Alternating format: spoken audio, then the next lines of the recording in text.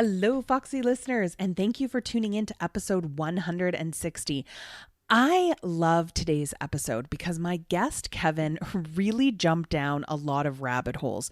And at the end of the episode, we actually make a very bad joke. Well, I shouldn't say we. I make a very bad joke about rabbit holes versus foxholes. So you're going to want to definitely stay for that. But Kevin's going to talk to us today about strategies to succeed, self-belief. He's going to leave you with so much inspiration, great stories, and the feeling that you are ready to start making changes today. So let's dive I'm right Tanya in. Fox, and you're listening to Fox Talks Business Podcast. I started my career in the corporate world, but always played to my own tune and loved to think outside of the box.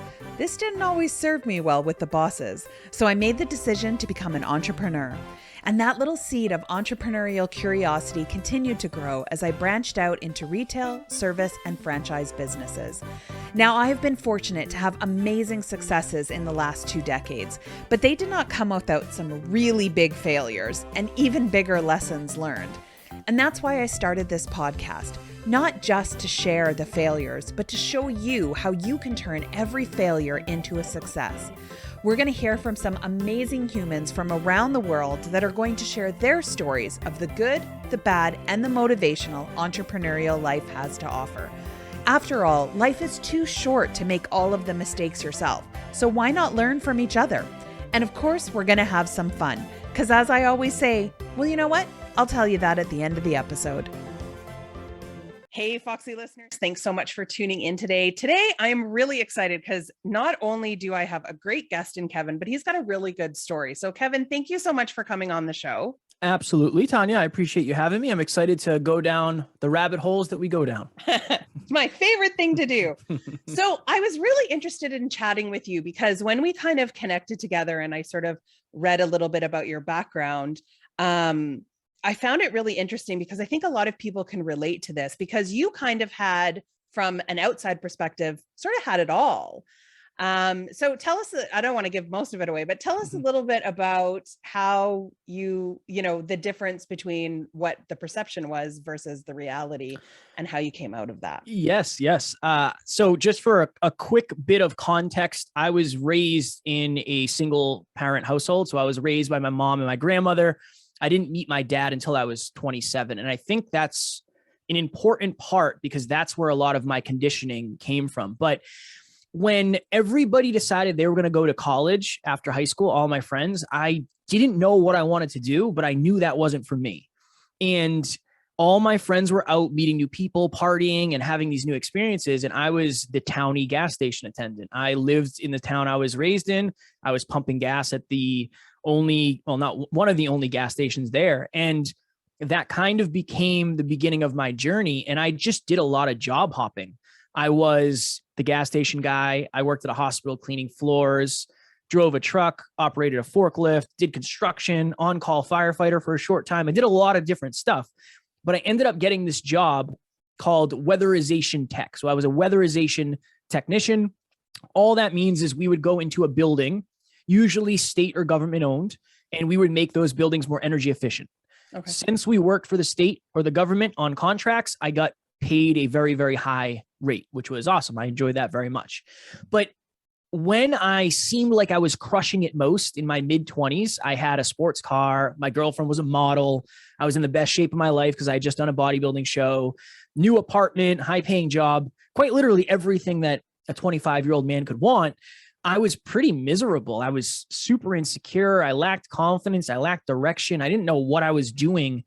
And one day my girlfriend came to me and she said, Kev, I want to move to California and I want to chase my dreams. I've always wanted to live there. We should go.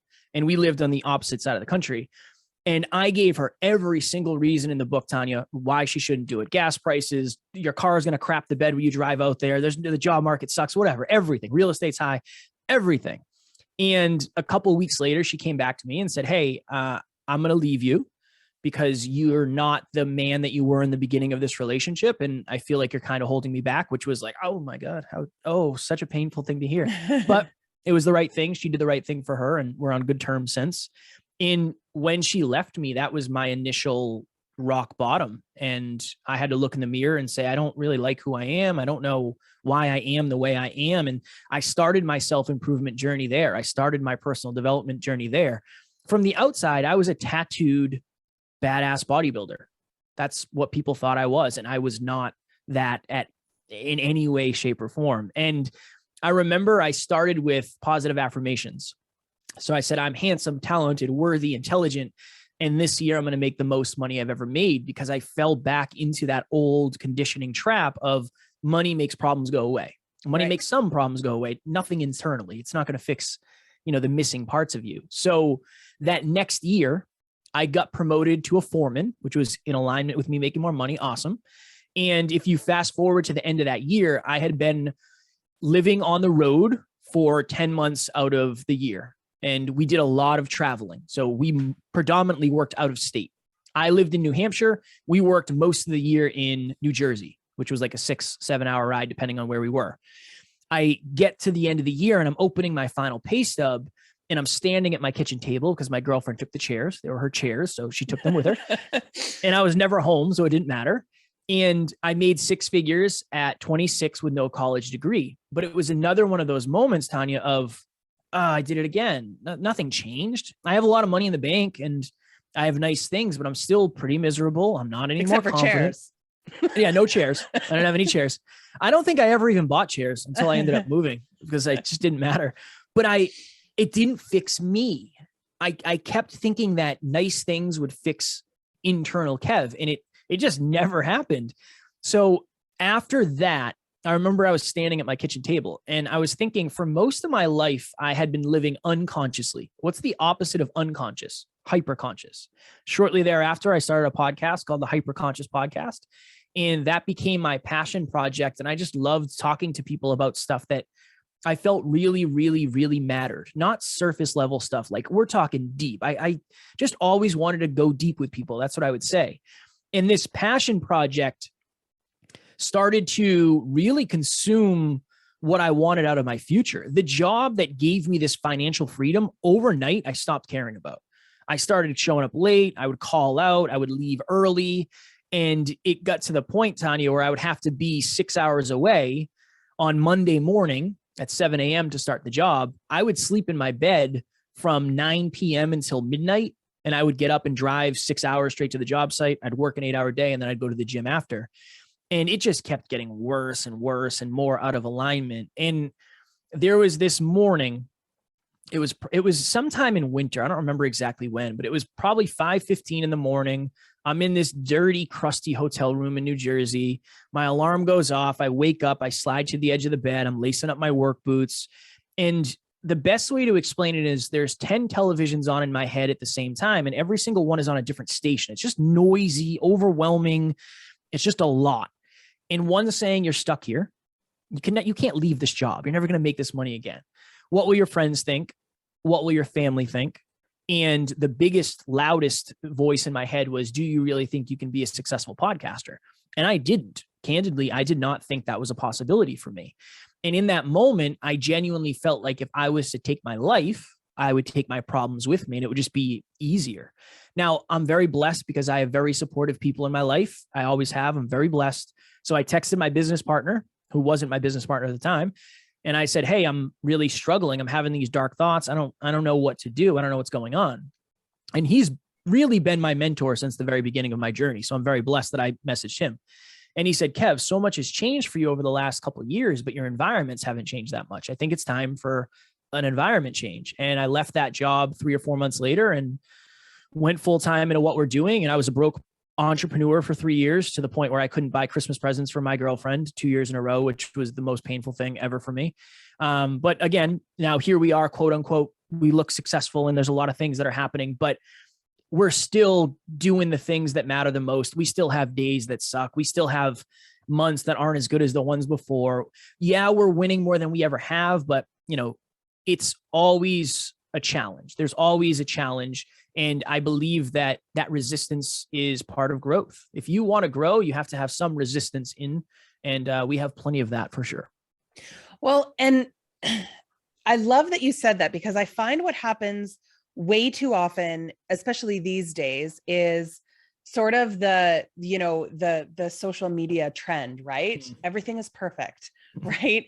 And look how great my life looks, but nobody's willing to, really talk about, those hard moments. And like you, that was what spurred me for the podcast, because I wanted to talk about both sides of it. I wanted to talk about, obviously, the celebration and like when you're at the top, but I also wanted to be candid to go, hey, yeah, there's moments I'm sitting in my closet crying, eating ice cream, wondering, how I became a fraud and when someone's going to figure me out, right? Like when that tabloid splash is going to go, kind of thing. And I think that there's a lot of people that deal with that these days of, feeling that pressure of always trying to look, I want to say more successful than you are, right? We've heard the, fake it till you make it and all of those other very horrible mantras that, that people are told. But there's so many people I feel that get stuck in that self-sabotage where they're going, okay, like I have everything that I'm supposed to have. I'm saying everything that I'm supposed to say, but internally, I'm really, really struggling. So what are some tips that helped you to sort of, I don't want to say overcome, because I think it's something we constantly deal with, but maybe manage better those internal voices of self-doubt? Yeah, I believe, and wonderfully said, I believe it is ultimate humility. I think humility is recognizing and admitting the truth for what it really is. I can't tell you how many times, Tanya, I've told Alan, who's my business partner, co-host, I feel super insecure today. Like when we talk about business, this was my dialogue for a long time. When we talk about business, my natural tendency is to shell up and I don't feel good. I don't feel like I know enough. And Right. that led to me studying business very much every single day for the last however many years. It's always from my perspective, for me, and I understand this is challenging, but it's been the humility to say, hey, I feel a certain way and the people around me know how I feel so they can actually help me. I try not to put up the front. I really, really try. It's difficult. But even when I'm on other shows, I try to say, like, I had a very tough coaching call yesterday where I got off the phone and said, do I even know anything? Like, do I know anything about podcasting? 1,000 episodes, all these things. It's like everybody has those moments where they doubt everything. But you also, and to your point, the opposite, you also have those moments where you feel like you're on top of the world. The truth is, it's somewhere in the middle always. It's always somewhere in the middle. So for me, it's always been trying to admit my feelings first, because I think you can't fix anything that you don't admit. If it's not in reality, it's very hard to alter it in any way.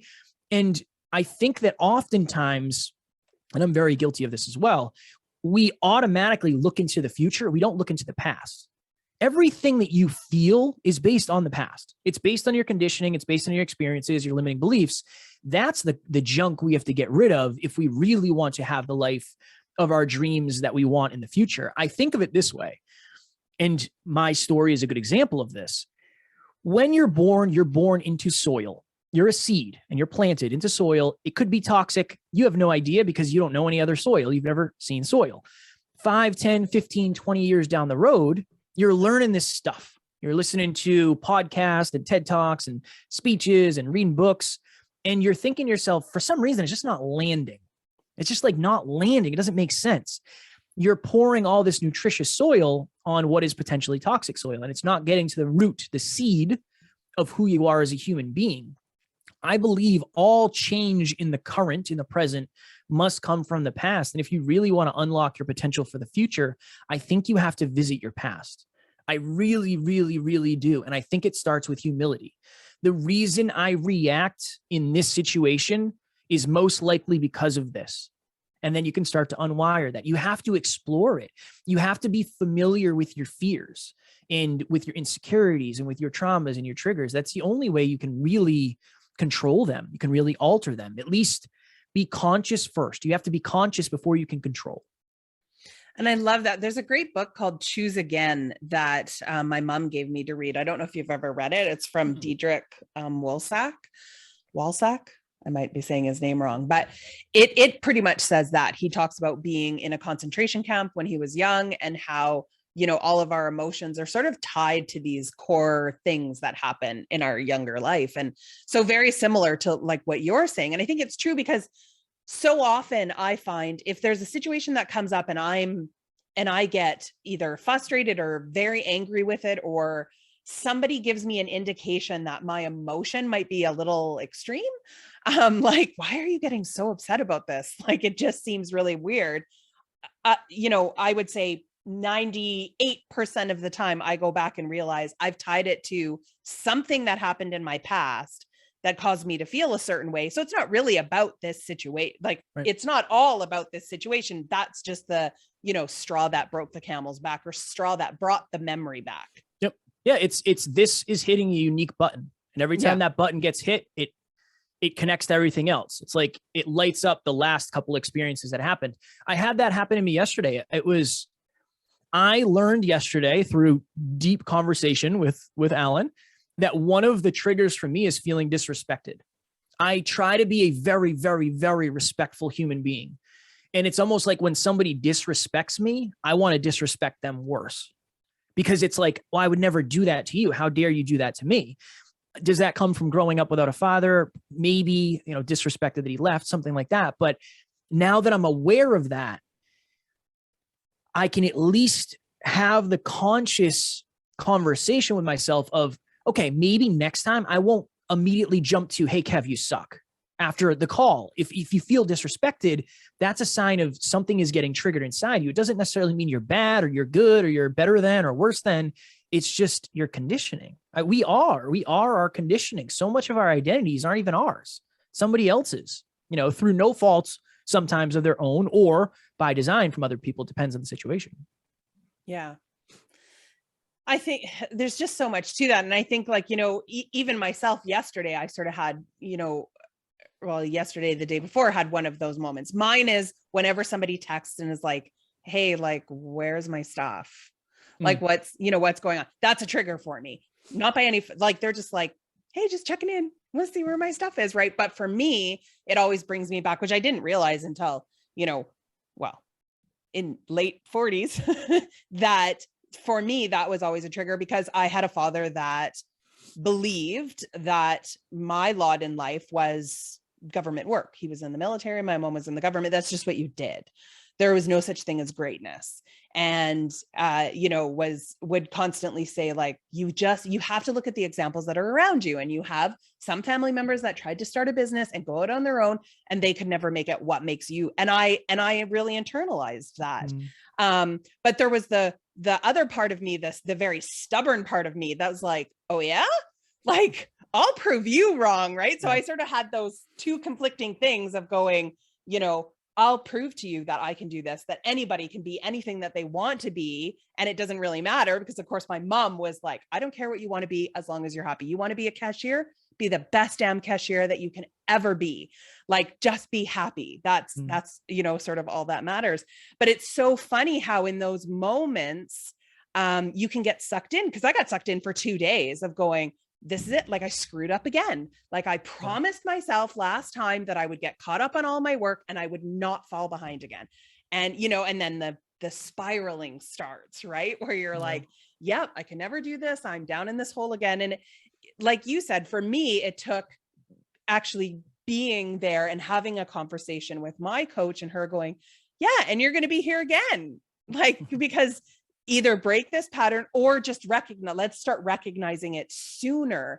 And to me, that was a big thing, because I felt like if I didn't fix it immediately and never do it again, that was a loss. Yeah. Like, oh, here we go again, as opposed to going, okay, why don't just recognizing this sooner and going, oh, I'm falling into this old pattern again. Let's make that a success. Yeah. I've been introduced as a motivational speaker before, and I have that little tinge of like, I don't really want to be considered a motivational speaker, because that doesn't really work. The problem with motivation is it doesn't help you transform. Right. It helps you get up and get going. But what you're talking about is having those conversations with yourself. I believe self-awareness is the superpower. I think it is the thing that has happened. COVID changed that for a lot of people, because they had time to sit with their thoughts, which people very rarely do. even to your point, when you said, well, I was raised in a family that went this way, my guess is you just have higher self-belief. So when you said, I'm going to prove them wrong, that requires somewhat high level of self-belief, where in other families, if you have a low level of self-belief, it would actually be the reason you do exactly what you're told to do. And it's that level of self-awareness.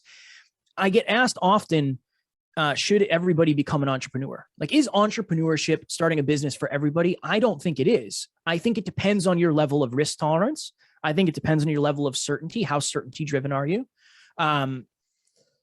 What fears are you willing to overcome? What insecurities are you willing to face? It's one of the most challenging things in the world, because people don't talk about the pieces of yourself you have to face. There's so many pieces of yourself you have to face. And yes, being an entrepreneur is wonderful, and I've learned so much, but I've learned way more about myself than the economy or numbers or math or sales. I've learned so much about me to a drastic degree. I'm grateful I have, but I didn't know it was going to be like that in the future. And I try to give that advice.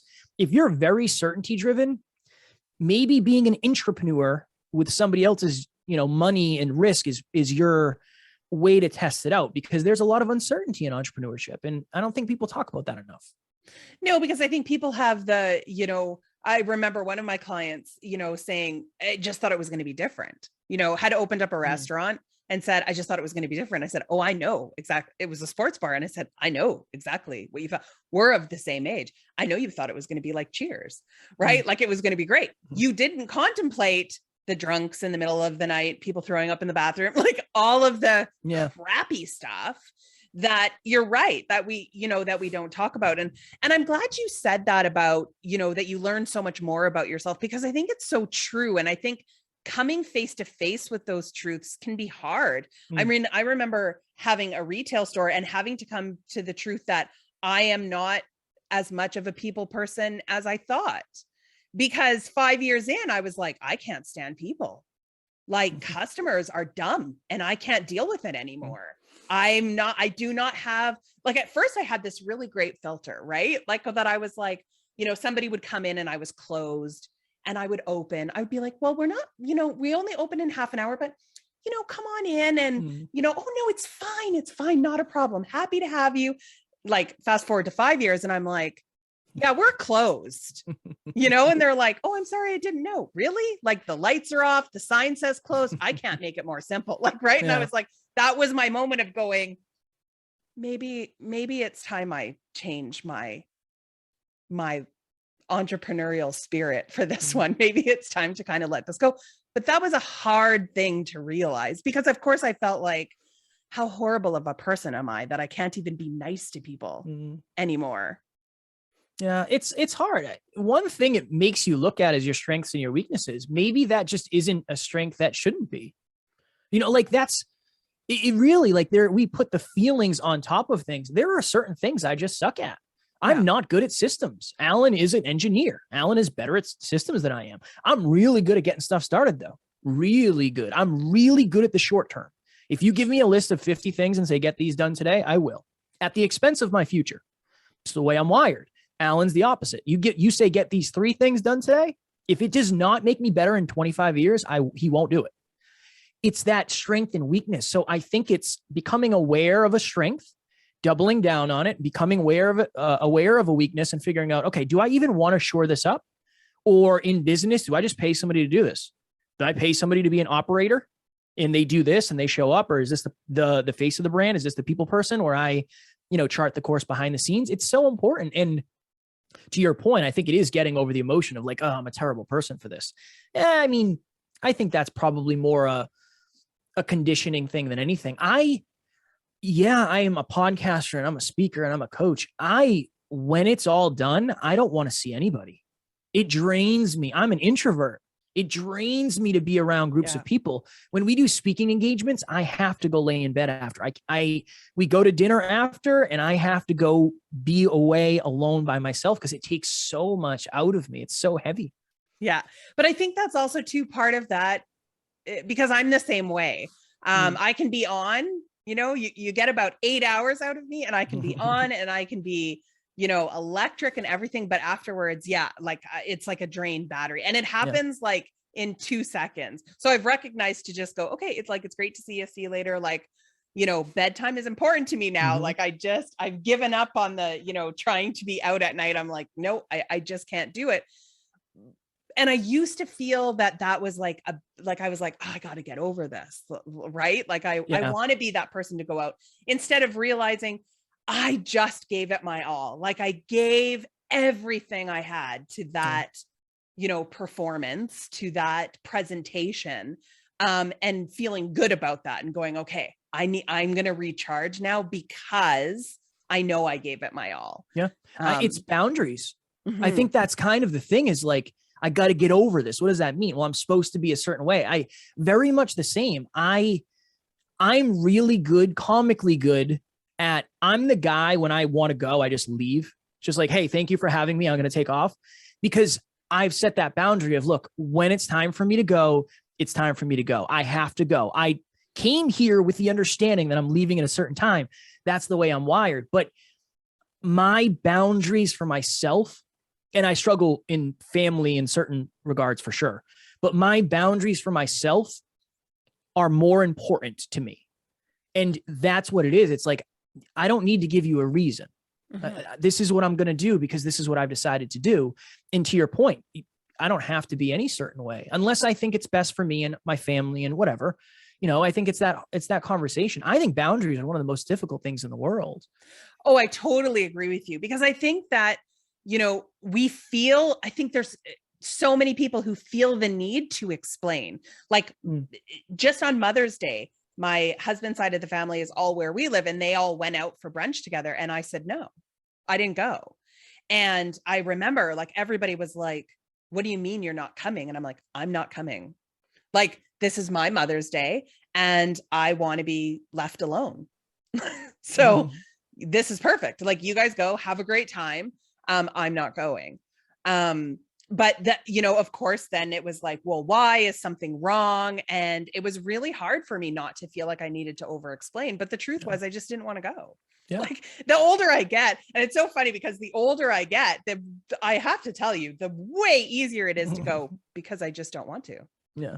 Like, which is great. And I'm like, this is why people love getting old, because you can just go, no, we're not going to be doing that. And people are like, okay, she's just, yep, that's just, and I'm fine with that. I'm looking forward to that, where they're like, I don't know, that's just grandma. Yeah, I love it. I think the other challenge too is, it's like, most of our relationships aren't built with boundaries. That's why setting boundaries is so difficult, because you're putting a wall up where there never was one. Yeah. And it's one of those things of, okay, this is my boundary. What's your reaction to it? Right. And it's like, well, I don't want to go to for me, I don't like bars. I'm not a big, I just don't do it. It's not my jam. My fiance loves breweries. So that's one of those things of like, I'm not into going to bars, but for you, I'm willing to go to breweries. I'm not a heavy drinker. I don't drink much. She doesn't drink much, but it's like, where do the boundaries meet? Is my boundary a deal breaker to you? Okay, maybe it is. If it is, then that's a deeper conversation, but it really is. Are you willing to lower that boundary for somebody else's own happiness, or to keep the relationship together, or to keep the friendship together? I think that's such an important thing to have, because this is why we hang on to people that we're not supposed to. This is why we hang on to people we're not supposed to, because we don't have the courage to say, I don't want to do that anymore. That's not who I am anymore. But if I want to keep you in my life, I have to do that. What if we just had a different conversation? What if we had a conversation? It's such a challenge. That might be, I mean, obviously I think self-awareness is unreasonably important, but I do think setting boundaries is way up there, and it's very, very hard. Most people are obligers. Most people do more for other people than they do for themselves. It's just kind of the way many humans are wired. So unwiring that is such a challenge. Well, and I think it's because, you know, people go, well, I feel like I'm being selfish if I turn around, because I went for many years, I'll tell you, to the brunch that I hated because the food sucks. It's never good. But I just felt like I was obliged to do that because that was just what you were supposed to do. Yeah. So this was the first year that I put my foot down. So that just tells you, it took me, how old? My son is 15. So it took me 17 years to put my foot down and go, I'm going to make this boundary. Which is funny because it was really interesting because weeks later, we went out for dinner again and it was a little icy. Like people were like, so we really missed you at the Mother's Day brunch. And I was like, oh, that's really sweet. Thank you. But it was really standing my ground and going, I'm not going to bite this bait, and I'm not going to get upset about it, because I didn't not go out of anger or that I was upset with anybody. I didn't go for my own well-being. Yeah. And I think for me, that was a really important thing to keep reminding myself is, I'm not going to allow myself to feel guilty because I have nothing to feel guilty about. Yeah. But we get stuck in that, and I think we get stuck in that in business and stuff like that too, where we go,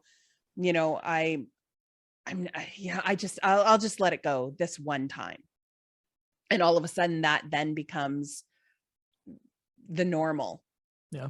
We get that pretty often because we work a lot. Like I work 7 days a week and I've gotten well, it's Saturday. Can't you just blank? And it's like, well, no, I'm growing and scaling a global business right now. Like this is the grind time where we have to build the infrastructure. And I get a lot of less than ever, but like I've gotten a lot of pushback. Like, can't you stay for the cookout? No, I have a team meeting at noon or whatever it is. And that's my boundary. That's my boundary. I was very honest. So my fiance and I, we dated a couple years before we reconnected. And when we reconnected, I said, I can't ever stop the podcast. I said, if you ever made me choose between the podcast, the business, and you, I would have to take the podcast and the business. It's who I am. It's my soul. It's who I am. And she said, if you ever forced me to be an entrepreneur, I would have to leave you. Perfect. Great. Now we know I don't care. I'm going to go make all the money and have all the success. And you're going to continue doing what you're doing and contributing in the great way that you are. And eventually you won't have to do any work and you won't have to do anything you don't want. As long as I can do my thing, you can do your thing. And it was that honest conversation. I've had those I had a friend one time, and this was such a challenge for me. My friend was suicidal in high school. And when he was suicidal, he called me and said, hey, will you come to the hospital with me? And I said, absolutely, I'm there. Let's do it. And we went to the hospital. We went into the room with him and everything. Fast forward however many years, 15 years. And he messaged me one day and he said, Kev, I feel like you've kind of been a crappy friend lately. Can you ever be the friend that you used to be for me? And naturally I got triggered. It's like, disrespect. Why are you disrespecting me? I'm good. Yeah. I'm a good person. I'm doing good. Dude, I was there for you. What are you talking about? Right. And I remember I was in our studio and I said, I have to send an audio. Like, what do I do? And I call this the vulnerable problem solver. I sent him an audio and I said, hey, I don't mean this with any ego, but I don't think you have any clue like what's going on. I mean, I'm doing 6 episodes a week. I'm $30,000 in debt. I have a relationship. I go to the gym 6 times a week. We have a 10-person team. I'm traveling. I'm speaking. With all the love in the world, if I want to accomplish what I want to accomplish in this world, I can never be the same person I was for you, because I'm now that person to many, many, many, many, many other people. And it was a challenge. It was such a difficult conversation, but what it did was it reset our relationship. Now our relationship is completely different. There's new expectations. There's new boundaries. And now him and we talk over, we both love mixed martial arts. So every time there's fights on, we text about it. That's our relationship now. I'm happy with that. He's happy with that. But it was the vulnerable problem solver. Vulnerable, I'm afraid I'm going to hurt you with what I say, but this is how I think we have to come to an agreement here. So challenging, but very worth it. Yeah. Well, and I think that's a good message for people is it is okay to have those tough conversations with kindness, of saying, just like you said, I can't be that person that you're expecting me to be. I need you to accept me as I am now, not as I was then. Yep.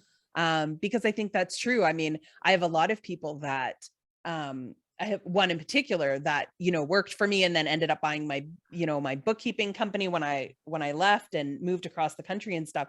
And it was the same thing. I really don't think that, you're there as much for me.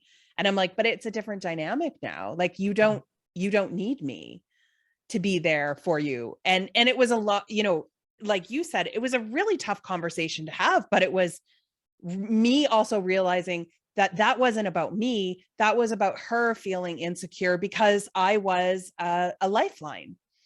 And it was just the satisfaction of knowing that I was there, of me going, I don't want you to need me there anymore.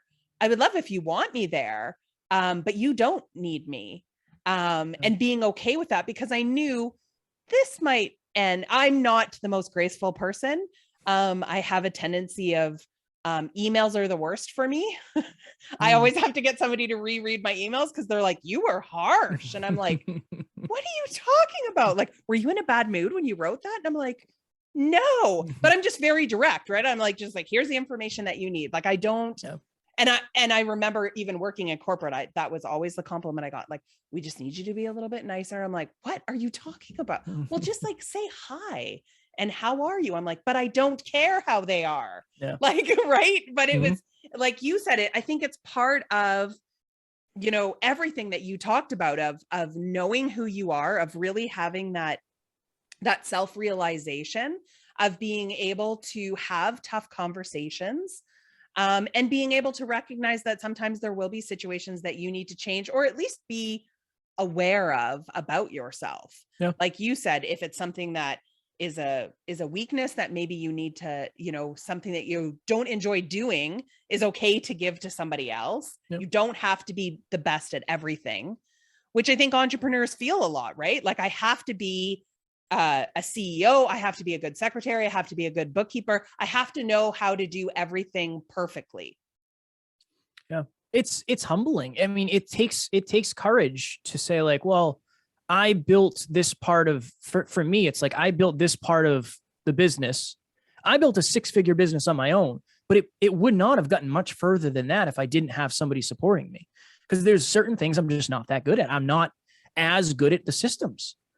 I'm just not. What I am really good at is people. I'm really, really good with people because I understand emotional intelligence. And for most of my life, I've been an emotionally driven human, and most people are emotionally driven. So there, to your point, it's like, I think we're afraid to admit what we suck at, because I think we internalize that as, well, I'm not good or I'm not valuable. And it's just, you're really holding yourself back if you don't admit what your weaknesses are, because until you admit what something is, you can't change it. You can't shift it. It has to be real to really change it. Do you find sometimes too that people sort of either believe that other people, you know, when they go, if I admit my weakness, then that's all people are going to see. Yeah. So they're going to focus on that and not see everything else I am good at. Yeah. I think it's one of the biggest things, Tanya, is the people around you.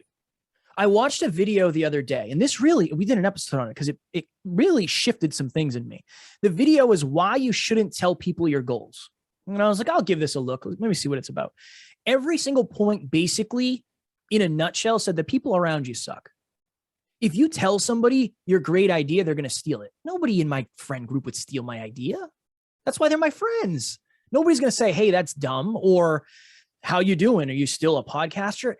I think the people in your circle, if you're afraid to be vulnerable, your relationships are not as connected as they could be. The level of a relationship, the level of a business, the level of leadership, the level of culture is directly correlated to the level of vulnerability in it.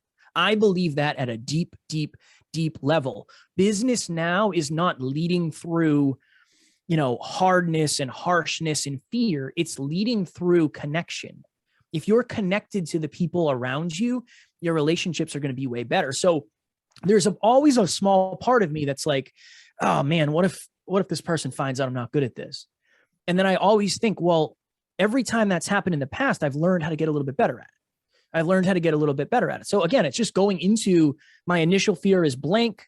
What is my most recent and relevant proof? Well, my most recent and relevant proof is every time I talk about it, I tend to get better at it. So I can get better at this too. And it's having that growth mindset with it. I love that. There's so much to this. Okay. We're going deep. Well, you said rabbit holes. I think we should change it to foxhole. That's all I'm saying. I don't know how that would sound though, being that that is my last name. If I ask somebody to jump down my foxhole with me. Yeah. Nope. Yep. Upon further reflection, you're correct. And that just goes to show you the way my mind works on a regular basis. So talk to me a little bit about, I mean, we mentioned a couple of times the podcast, but let's talk about some shameless plugs here. Let me know like what is going on? What are you working on? Where can people find you? All of that good stuff. So our thought process is holistic self-improvement, heart-driven, but no BS, holistic self-improvement for dream chasers. A lot of people talk about wealth or health or love. We want to have all of it. I believe you can have it all. It's definitely a challenge, but that is our goal. So right now we're working on an app. We have realized that one of the biggest struggles for humans is consistency. Alan and I happen to be very, very, very consistent. So we figured, okay, how do we help other people be more consistent? So that's probably the biggest thing we have going on right now. But if you want to listen, we have a podcast. We drop an episode every single day. We are on all the major podcast platforms as well as YouTube. And if you want to reach out to me, I am at Never Quit Kid on Instagram. I will send you a video with a smile. I promise. Perfect. Well, thank you so much for, being so open and honest, because I think we need to do more of that as, anybody who's even out there listening as entrepreneurs. I think the biggest thing that we can do is be truthful about it all. Be truthful about the good times, but also be truthful about the struggles, because you never know who hears that story and goes, oh, thank God, it's not just me. Yeah. I think people resonate with real more now than ever. And you got to be real. If you're not real, you're holding yourself back more than you realize. It's been a pleasure, Kevin. Thank you so much. Thank you, Tanya. I appreciate it.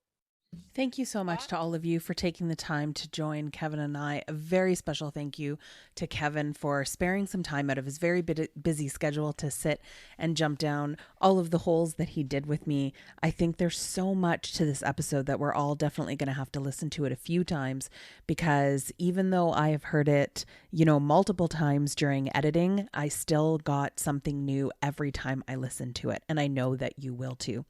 Don't forget to head to our website at foxtalksbusiness.ca. Click on blogs on the left-hand side of the page. You're going to get all of the ways that you can connect with Kevin, his website, his social media. And I'm also going to have a promo link for one of his online courses. So what it takes to get to the next level is the course, and you're going to want to make sure you get that. And as well, I'm going to have the link to the book that I mentioned, Choose Again, 6 Steps to Freedom. It's a great book, and I really got a lot out of it. So I wanted to share that link with you guys. As always, I love to hear your thoughts. So keep those messages coming. Keep connecting with us on social media. And if you know somebody that you think would be a good guest or a great topic, I want to hear that as well. So don't forget to reach out. And if you could take just a few minutes to give us a rating wherever you love listening to us, that helps us to reach even more people. So no matter what it is that you're doing today, make a choice to have fun. Because as I always say, if you're not having fun, why are you doing it?